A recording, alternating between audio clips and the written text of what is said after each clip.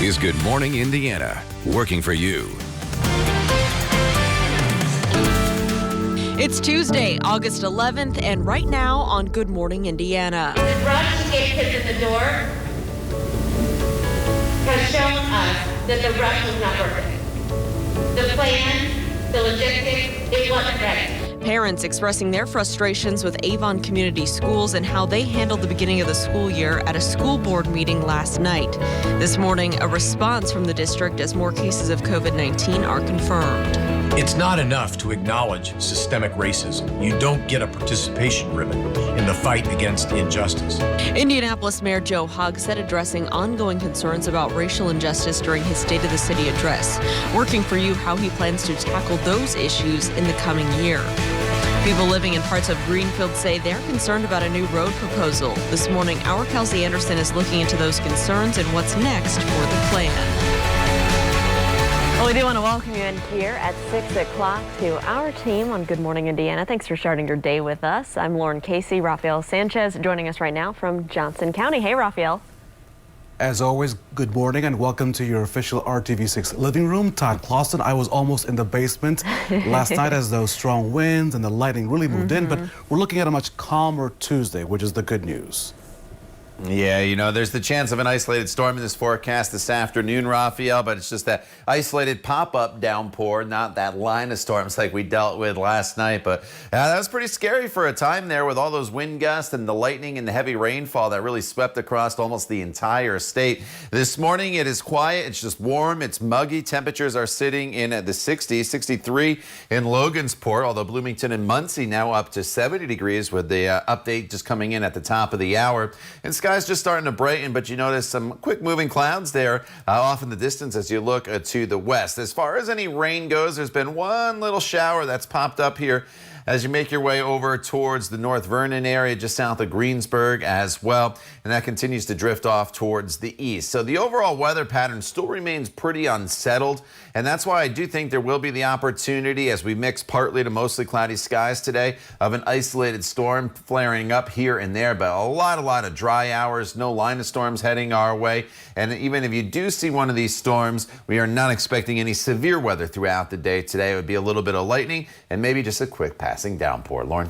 All right, Todd, thanks so much. Let's take a look right now at traffic north of the downtown area. This is I-65 and 30th Street, where everything's pretty quiet and traveling up to speed. Right now, taking a look around the metro area, no crashes to slow you down, but of course, we'll keep our eyes on your roads and let you know if there are any trouble spots you need to avoid. It is 6:04. Some students in Avon are now moving to e-learning and learning from home due to reported cases of COVID-19. And as you know, Avon was among the first to return to in-person learning here in central Indiana. Arlissa Donovan, she joins us live this morning with new plans for students. She's live this morning in Hendricks County in Avon. Alyssa, good morning.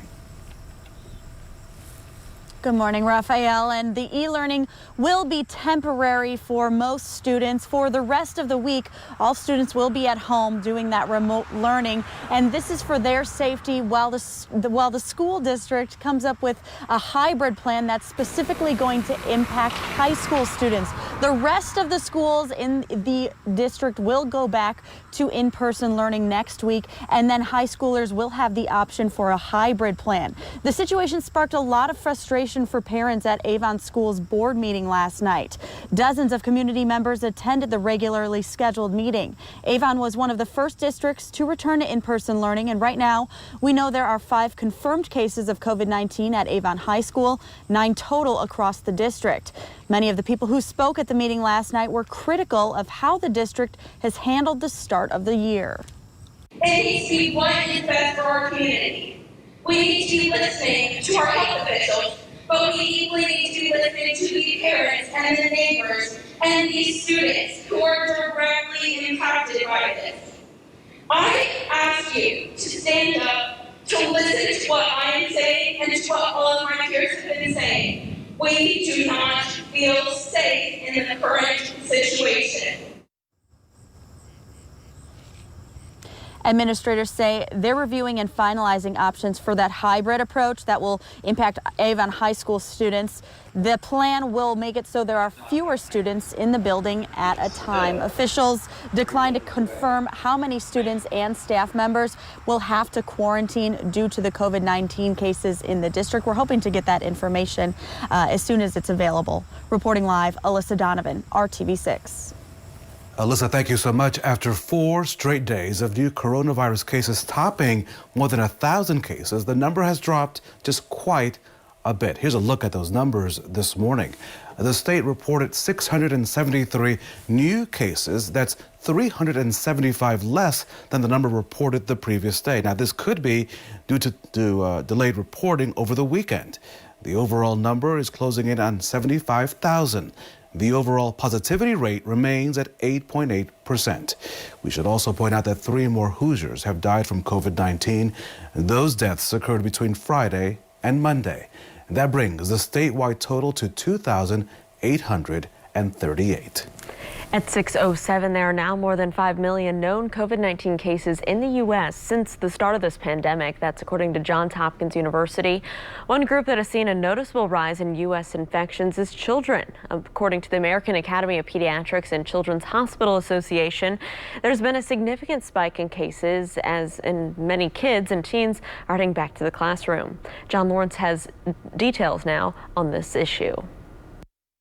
Public health officials warned about opening schools in states with COVID-19 hotspots, but others want students back in class. For the most part, they do very well. I mean, they don't get very sick.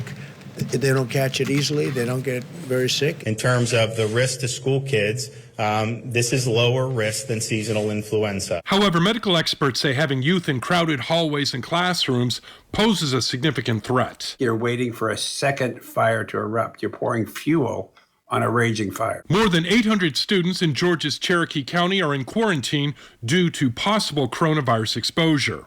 This 1 week after in-person learning began. We are not out of the woods yet, and we cannot take our foot off the gas.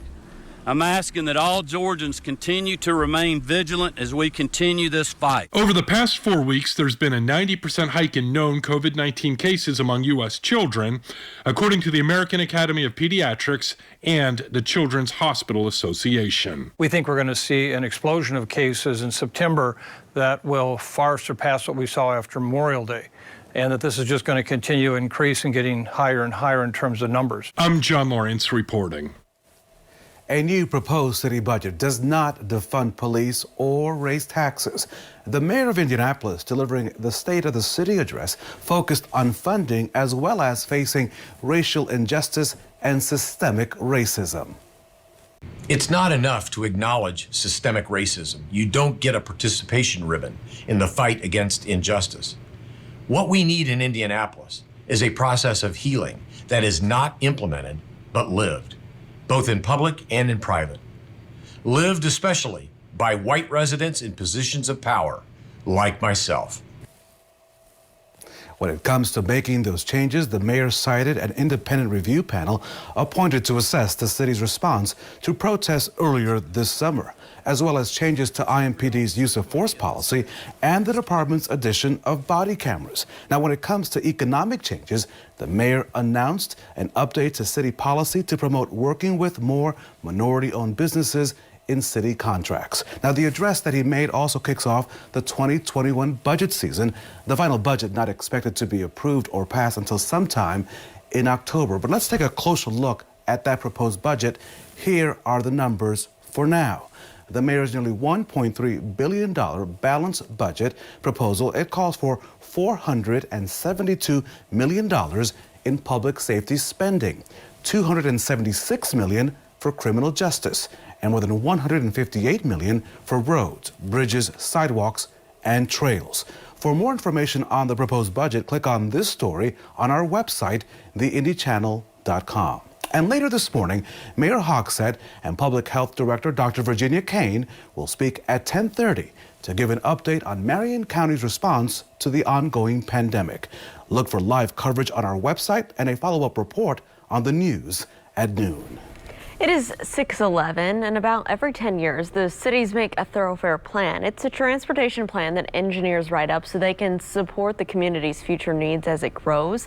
But out in Hancock County, some residents have a big concern when it comes to what their city has proposed. Our Kelsey Anderson joins us live from Greenfield this morning with all the details. Kelsey, good morning.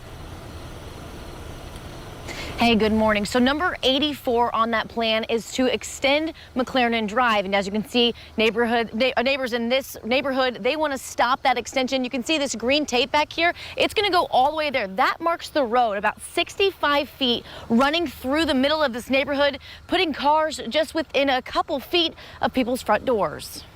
Greenfield's thoroughfare plan has more than 160 items on it. The McLaren Road extension is number 84. City engineer Jason Cook says there are no immediate plans for the extension to happen. They just want to make sure it's on the plan because if the city continues to grow, they think it's a viable option to help with traffic. But for Sandy Miller and her neighbors, they don't want to see the extension in the works or even as an idea on paper. Well, it doesn't really matter whether it happens in the next 10 years, the next 50 years, or it never happens to us. We've spoken to a number of realtors, and they've advised us that once it's in the plan, we have to disclose it in a real estate transaction.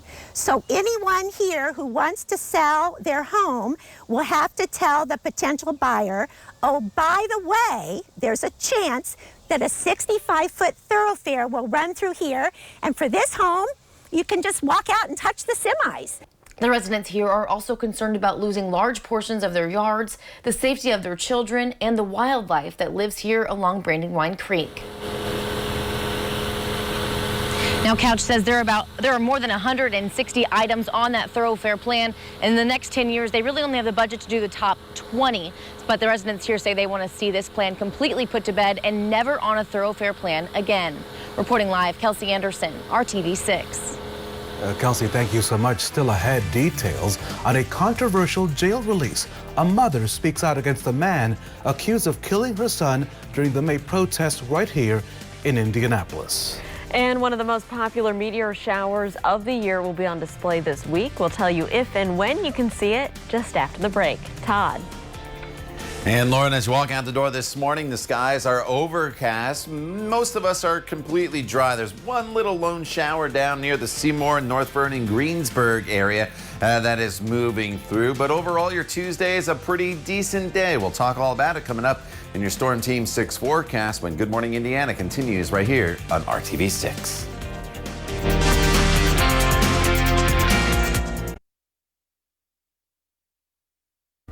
Welcome back. The trial for a man charged in the murder of Indianapolis police officer Brianne Leith will not begin next week as originally scheduled. Officer Leith was shot to death on April 9th at the Edinburgh Square Apartments while responding to a domestic disturbance call. Another woman was also shot, but she survived. 27-year-old Elias Dorsey faces murder and a number of additional charges. His trial has been pushed back until at least next January. Lauren, the mother of an 18-year-old shot and killed during those downtown protests in Indianapolis back in May. She's speaking out this morning after her son's accused killer bonded out of jail. The man accused of that killing is Tyler Newby. He claims that he shot Dorian Morrell in self-defense. He's out of jail this morning after posting $25,000 bond. But Morrell's mother says this should not have been allowed to happen. From my knowledge, you know, most murder cases don't get, you know, they can go to the court for bond hearings, but they normally don't get approved for them. I want justice to be served, and I want it to be done the right way. I don't want violence. I don't want to seek revenge. I just want justice. We did reach out to the Marion County Prosecutor's Office about this case. We want to know how this bond decision was made. We have not heard back from the prosecutor's office, and we will continue to stay on top of this developing story. Well, the damage caused by last week's deadly explosion in Lebanon can be seen from space. NASA, with the help of scientists in Singapore, used satellite data to map out the damage in Beirut. The red pixels show the most severe devastation, which is centered around the city's port. The orange pixels show moderate damage, while the yellow parts show the areas that are affected less severely. Each pixel represents about an area of 33 yards or 99 feet. The blast happened at a warehouse where more than 2,700 tons of highly explosive fertilizer were stored. At least 160 people were killed and more than 6,000 injured. So get ready for an all-natural light show in the night sky. The Perseid meteor shower is considered the Northern Hemisphere's most popular meteor shower of the year. And this year it's been active since July, but it's set to peak tonight into Wednesday morning. The Perseid meteors are caused by dust and debris left behind from the tail of the comet Swift-Tuttle.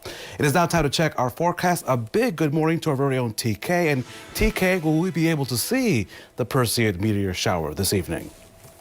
You know, I think there's an opportunity in spots to see it at least here, Raphael, especially once you get outside of this city. With that said, I wish I could tell you it was going to be a completely clear night with lots of stars and your ability to see that show. But unfortunately, I don't think that's going to be the case. There is going to be some cloud cover around as the overall weather pattern remains pretty unsettled here going throughout the remainder of the week. In fact, not much changes as far as rain chances or temperatures, as you'll see in our 7-day planning forecast. Each day it's about a 20 to 40% chance of some isolated storms flaring up in the afternoon. With that said, I am not anticipating any storms like we saw yesterday for the remainder of the week. 65 in Peru right now, 68 in Indianapolis, 70 is the current temperature in Bloomington. Richmond's at 65, so everybody's within 5 degrees of each other. It's a very muggy morning as our skies are starting to brighten. This is the view from downtown off to the west northwest, and you can see some clouds off there in the distance, but no visibility issues here this morning as you take to the roadways. As far as rain goes, that line of storms went through yesterday evening. It is now down to the south, and we have just one little lone shower here that is making its way just south of Greensburg towards North Vernon and drifting very slowly off towards the east. Otherwise, no rain in the forecast here this morning. There are some isolated storms back across parts of Missouri, and that's what I think we can anticipate seeing a little bit later on this afternoon. I don't think they're going to be very widespread, and the best opportunity for some of these showers, I think, is going to be mainly in some southern locations. As we get into some sunshine here, the model's not picking up on these isolated downpours, but I do think they will be a possibility just because it's pretty unsettled across the area. So for today, partly sunny skies through about 2 o'clock, and then we may build in a little more in the way of cloud cover as some of those storms start to pop up. High temperature, a very seasonable 84 to 85 degrees. Tomorrow, we just do it all over again, starting in the mid-60s. Partly sunny skies, temperatures in the mid-80s, and the chance of an isolated storm in the afternoon hours. 85 degrees for your high today all the way through Friday. A couple degrees warmer for Saturday and Sunday. And then a stronger cold front will come through Sunday night, and that'll drop high temperatures by Monday into the upper 70s to low 80s across the area. Lauren? All right, Todd, thanks so much. Let's take a look at traffic as you're heading out on the roads right now. Here is a view of I-65, a little south of State Road 267 in the Boone County area. Maybe you're traveling to or from Whitestown. It looks like traffic is moving along up to speed, both northbound and southbound. No crashes, no delays to slow you down. Of course, we'll continue to keep our eyes on your roads throughout the morning and let you know if you need to reroute. At 6:22, a respiratory therapist on the front lines of the pandemic is saving lives and bringing hope to others. Her inspiring story is coming up in today's Trending 6. Let's head outside for a live view of our beautiful city. Good morning as well to Franklin and Fairland and Fortville, all great places to call home and great places to live. You're watching Good Morning Indiana on this Tuesday right here on WRTV 6.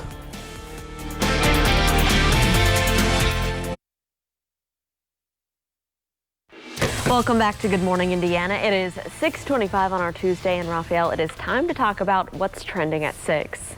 You have a birthday coming up. What kind of cake do you want for your birthday? Because the entire Good Morning Indiana team, we're talking about it right now online as to what does Lauren want. Well, do you know what you want yet? I think your birthday is a few days before mine, so. Doesn't matter. You're the one that matters. I don't know. I'm open to all kinds of cake.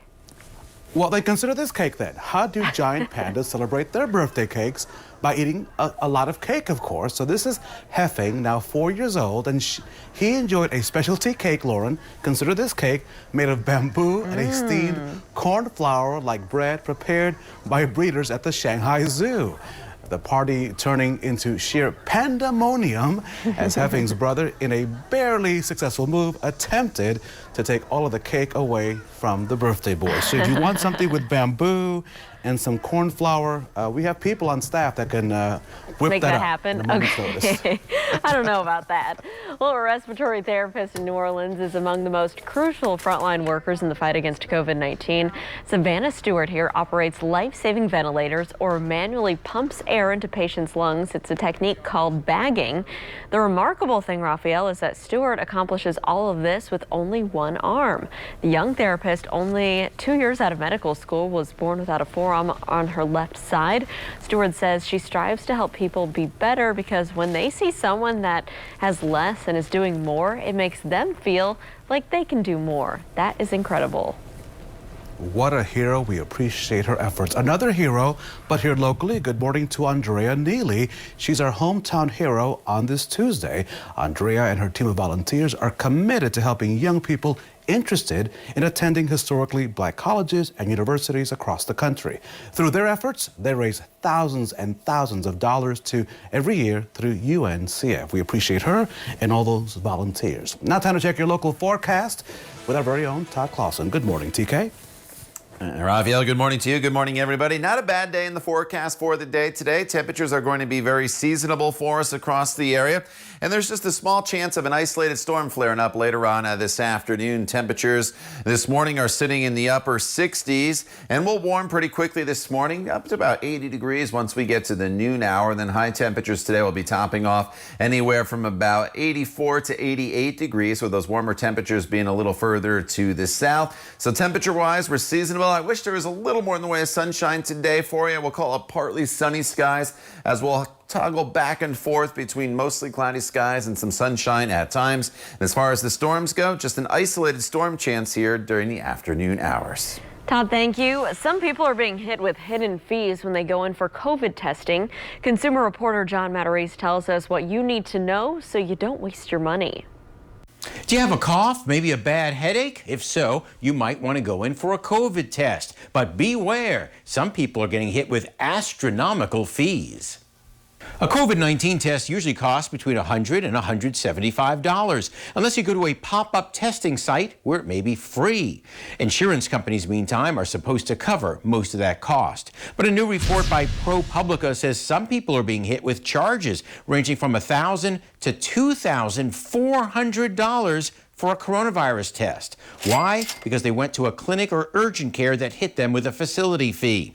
It's the same thing that can happen at the emergency room these days. It says ask what the COVID test costs. Ask if there are any other fees, and consider paying cash and not giving your insurance card to avoid surprises.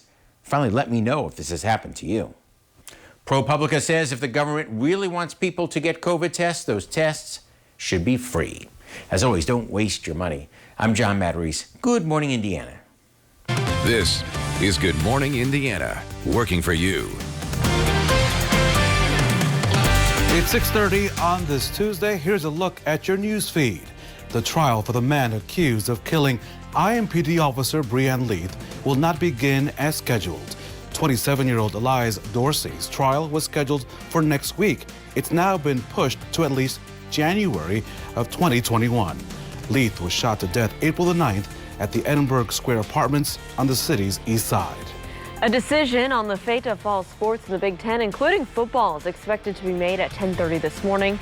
That's according to the latest from ESPN. The network reports that presidents of the universities in the conference are considering pushing the start of the season back to late September or postponing it until the spring. We'll send you a push alert on the RTV6 News app once we learn more. This morning, the Marion County Health Department filed a notice of violation against the Indianapolis Speedrome. Health Department officials say the facility greatly exceeded 25% capacity during an event held on Saturday.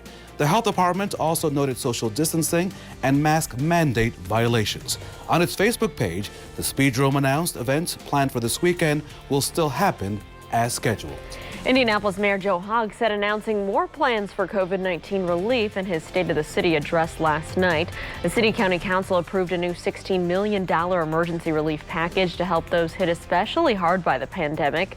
Some of that money will help extend the city's rental assistance program, purchase face coverings for residents, and continue to operate downtown hand washing stations and portable toilets used by the homeless.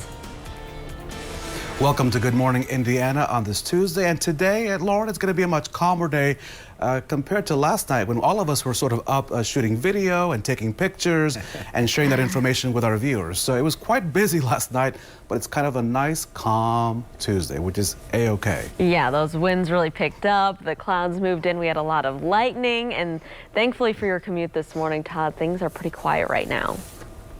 Yeah, and thankfully we didn't have a whole lot of damage here across central Indiana as those storms moved in. And of course, Kevin and Kyle were in yesterday evening walking you through all those thunderstorm warnings. Just a small chance of an isolated thunderstorm popping up throughout the afternoon and evening hours today. We're not looking at a line of storms that is going to be making its way through the state. So that is the good news. A live look outside this morning. It's not the brightest start to our day as we have skies that are mostly cloudy. We have one little lone shower that's developed there south of Greensburg and just to the east of Seymour, but that's the only game in town right now as far as rainfall goes. And across western portions of Illinois and into Missouri, there's a few more isolated storms, and those are a couple of storms that could sneak in here or redevelop later on this afternoon. Temperatures in the mid to upper 60s to right around 70 degrees this morning. We'll be near 80 degrees by the noon hour with partly sunny skies and high temperatures today, even with the cloud cover that'll be around at times throughout the day today. Still pretty seasonable with that high right around 84 degrees. Lauren. All right, Todd, thanks so much. Let's take you down here just south of the downtown area at I-65 and Keystone Avenue. This is a part of that ongoing bridge project over Keystone Avenue. Now, for the past few months or so, we've had that big traffic shift in the northbound side, shifting you over to the southbound lanes as they work on that northbound side of the interstate. And we know that that readjusted this week and the northbound side is straightened back up and it's on the northbound side, so you don't have as many issues heading northbound. However, as of yesterday, the southbound lanes, those have now been shifted over to the northbound side. So a big traffic shift if you're heading southbound on I-65, leaving the downtown area, heading to the south side. Keep that in mind. Take it slow as this is an active construction zone. Raphael. Lauren, this morning, Avon schools doing an about face on how high school students will learn for the next several weeks. Starting this morning, students at the high school will switch to remote learning due to concerns with COVID-19 cases. Alyssa Donovan, she's live this morning with all the details there in Hendricks County. In Avon, Alyssa, good morning to you. Good morning, Raphael. And as you said, that change starts today. Starting today, they will be doing e-learning at home until they can get on a hybrid schedule, which is expected to start next week. That's supposed to decrease the amount of students that will be doing in-person learning at one time in the school, and they'll be changing to that later on this month. Now, parents and community members spoke out at the regularly scheduled school board meeting last night. We know that there are 9 confirmed cases of COVID-19 across the district. Like many districts, Avon had a strategic health and safety plan in place for students when they return to in-person learning, including a complete schedule change for some students. Many of the parents who spoke at last night's meeting were critical of how the district approached the start of the school year. This rush to get kids in the door has shown us that the rush was not working. The plan, the logistics, it wasn't ready. Administrators are working to finalize that hybrid option for students to do partial in-person learning. That's expected to start next week. And right now, the plan is to return to full in-person learning the first week of September. Reporting live, Alyssa Donovan, RTV6. Alyssa, thank you. Once every 10 years or so, cities make a thoroughfare plan highlighting the community's needs for the future. Our Kelsey Anderson is joining us live this morning with why Greenfield's plan has some residents there really concerned. Kelsey, good morning. Hey, good morning. So on Greenfield's 2020 Thorough Plan, there are more than 160 items, but one of those items have residents very concerned, and it's this right here. You see this tape? The city is wanting to put a road from this piece of tape all the way over to this side. That's 65 feet of road right here running through the middle of a neighborhood, and as you can see, just feet away from someone's front door. One of the reasons we love living here is we can sit on our back decks. We can see Brandywine Creek flow through our backyards. Sandy Miller has lived in the Walnut Ridge neighborhood for 27 years. Now her and her neighbors are concerned about a proposed road extension on the city's 2020 Thoroughfare plan. The 84th item on the plan is calling for the potential of extending McLaren Drive, which would mean a thoroughfare running through their neighborhood and then over Brandywine Creek. This house, and one of the houses in the front is completely cut off from our neighborhood. So they get cut off from the neighborhood, and the beautiful neighborhood that we've built over the last 30 years is, we think, essentially destroyed. But this isn't the first time these neighbors have fought this fight. This road extension was on the last Thoroughfare plan. Yes, the last time was 12 years ago in 2008, and many of us here were part of that. We met with the Planning Commission, we met with the City Council, and after due consideration for all of the same issues that we're going to talk about today, they took it out of the plan. Honestly, we thought it was out of the plan forever, so we were quite surprised last month to learn that we were going to fight this fight again. We still think it's a viable project. We think it's needed, so we've put it back on. Jason Couch is the city engineer for Greenfield. He tells me there are more than 160 items on the plan and no immediate plans for this extension. There's no funding for this at this point. There's no studies that have been done for the environmental impacts. Really, it's just a line on a paper right now. But Miller says they think there are other better options, and they want to see this extension off the plan for good. For whatever little benefit the city might get from that, the cost is simply too high, not just in terms of money, but in terms of safety, in terms of our neighborhood, in terms of drainage and flooding. Now, Cook tells me they really only have the budget over the next 10 years for the first 20 items on that Thoroughfare plan, but the residents here say they want to see that idea for this McLaren extension put to bed for good. Reporting live, Kelsey Anderson, RTV 6. Kelsey, thank you. This morning we are learning more about the president's executive order on evictions, and it may not help you out. The executive order does not explicitly provide funds to help homeowners or renters. It says the U.S. Department of Health and Human Services and the CDC should consider whether halting evictions could slow the spread of COVID-19. Indiana's statewide moratorium on evictions, it expires this Friday. As we told you last week, that does not mean your landlord can legally threaten to kick you out immediately. You can find more information on rental assistance resources by downloading the RTV6 app. Time is ticking for TikTok to either be sold or stop operation here in the U.S. Coming up, why the social media app says the order is unconstitutional. And practice for the greatest spectacle in racing will have a different feel when it starts later this week. But Graham Rahal sees a bigger picture in less than 10 minutes. How he says the changes will help a multi-million-dollar industry. You're watching Good Morning Indiana, right here on RTV6.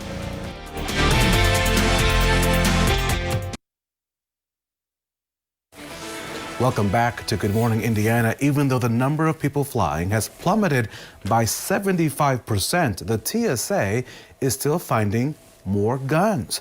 The Transportation Security Administration says the rate of guns per passengers was 3 times higher this July than the same time last year. The TSA officials say nearly 15 guns were found per 1 million travelers.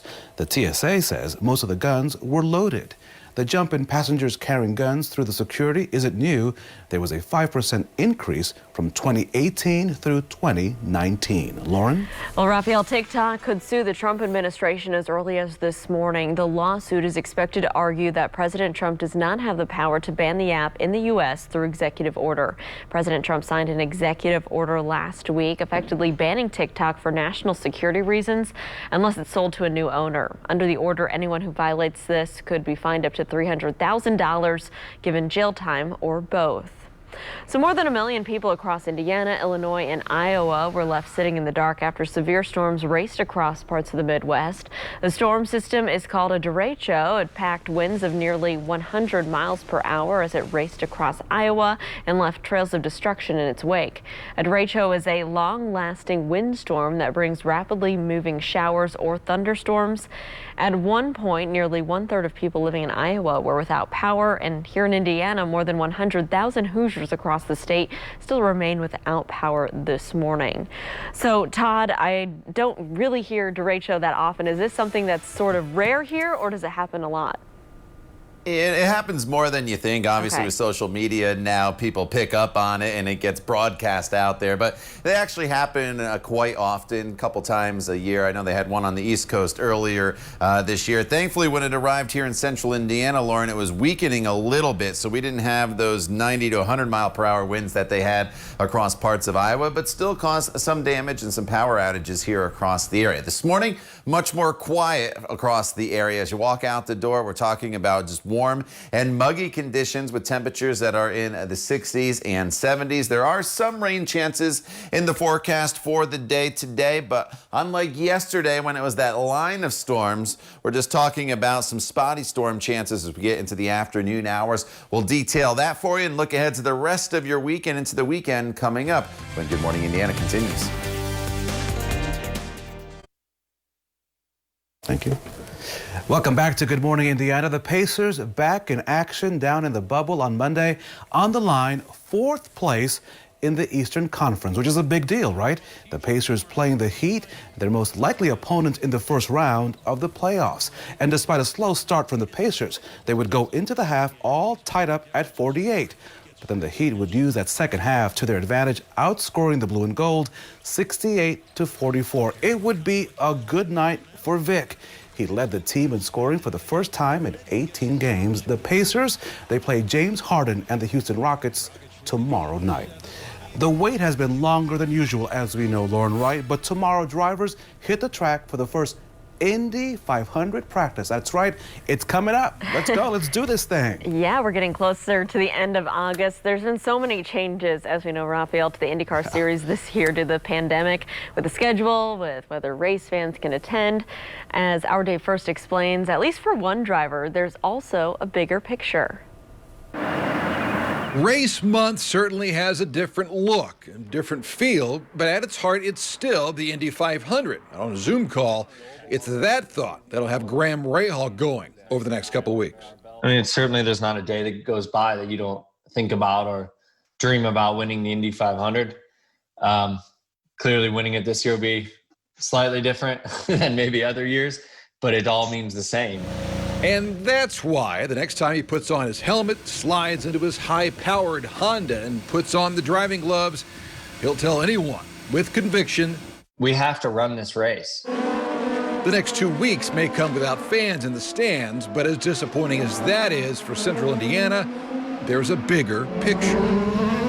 Trust me, I get the heat for it on social media when I say that teams probably wouldn't live without this race. I get, of course, all the fans. Well, I don't care about the teams, you know. Well, fine, that's great for you, but for us, we do, and we care about the jobs that it provides and the cottage industries that it provides in Indianapolis and everything else that it does for our city, the economic impact. We have to have this race. It's a race Graham's yet to win. Last year's run ended with 25 laps to go and contact involving Sebastian Bourdais in turn 3. Next week will mark his 13th start in the 500, as dealing with adversity comes with the territory this year more than ever. For instance, Mid-Ohio got delayed, right? And I called the engineers and chief mechanic, and the response was, hey, that's great because, you know, now we can spend a little extra time massaging on the suspension, or now we can spend a little extra time doing this or that for Indy. And I'm kind of proud of that mentality because they've kind of taken it in stride. Rahal, Letterman, Lanigan Racing will attack the month with 3 drivers, including 2017 Indy champ Takuma Sato and last year's front row starter Spencer Pigot. All can't wait to take off. Still going to be the biggest race of the year and the one that I think we're all looking forward to the most. We should be really happy and appreciate the Indy 500. We want to go win the thing and find ourselves in victory lane. Practice begins Wednesday. The big picture will go beyond that. Day First, RTV 6 Sports. All right, thank you, Dave. We're all looking forward to seeing those cars on the track. And as we go throughout this week, they may have to dodge some isolated storms here and there for practice and then eventually into qualifications. But no day is a washout. That is the good news. Here's a live look outside right now.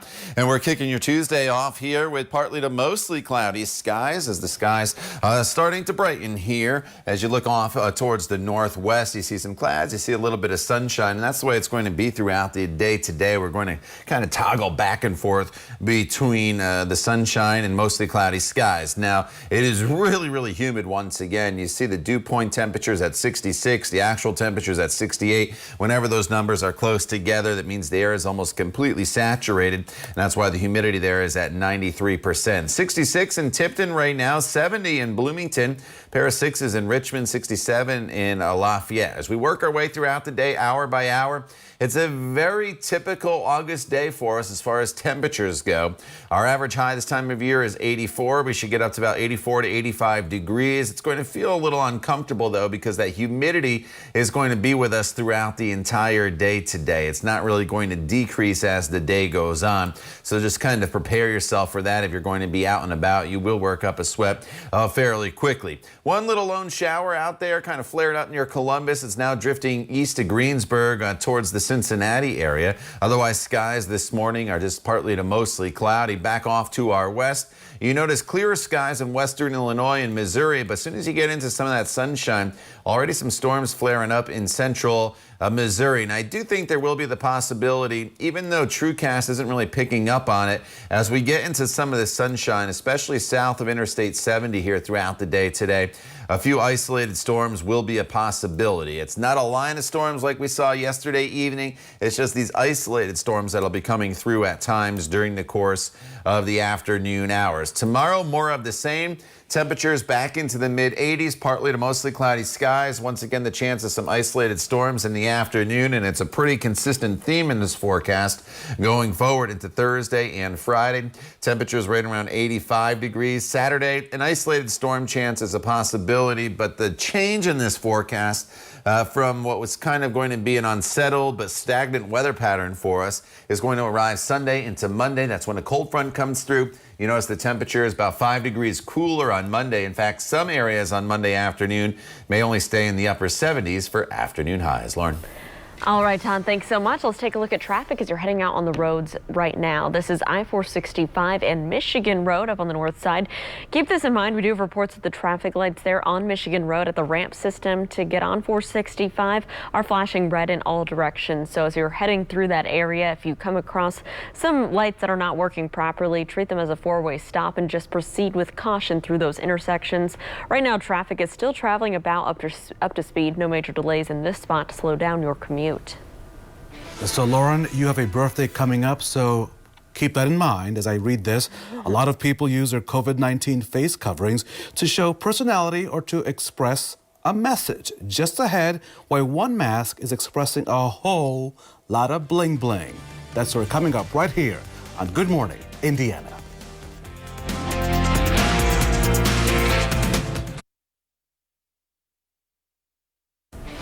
Well, Raphael, after seeing this story, you may be enlisting a little help from some of the dance moms you know down there at Stage 1 to kind of bedazzle your mask after seeing the ones in this story. This mask will not be enough, and I am so happy that Mrs. Sanchez is not watching television right now because the luxury jewelry brand Avon is creating what could be the world's most expensive COVID-19 face mask. You see, the high-end Israeli jeweler says that a Chinese businessman living in the United States is paying a whopping $1.5 million for the mask. When it's finished, the 18-karat white gold face covering will be encrusted, Lauren, with 3,600 white and black diamonds. The jeweler says when the customer ordered that mask, he had 3 specific conditions, and here they are. It must be completed by the end of the year. It must be fitted with top-rated N99 filters, and it must be the most expensive mask in the world. How about that? May I sing the words for you? Diamonds are forever. I bet that guy's hoping this pandemic goes on a little longer because pretty soon we might not be able to wear masks. So, wow. All right, Todd. All right, spot storm chance in the forecast here for today and in our future. Good Morning America is next. We'll see you in about 25 minutes.